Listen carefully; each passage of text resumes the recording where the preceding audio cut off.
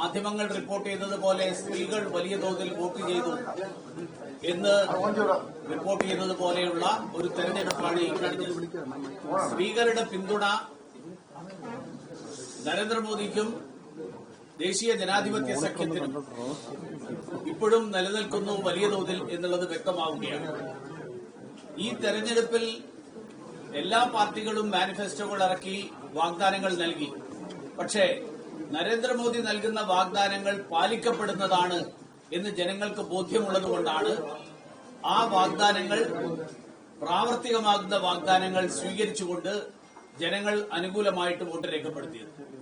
അതോടൊപ്പം പ്രതിപക്ഷ നേതാവ് ശ്രീ രാഹുൽ ഗാന്ധി അദ്ദേഹം ഉയർത്തിയിട്ടുള്ള വ്യാജ ആരോപണങ്ങൾ, ആ വ്യാജ ആരോപണങ്ങളെ മുഖവിലക്ക് ജനങ്ങൾ എടുക്കുന്നില്ല എന്നുള്ളതും ഈ തെരഞ്ഞെടുപ്പ് വ്യക്തമാക്കുന്നു.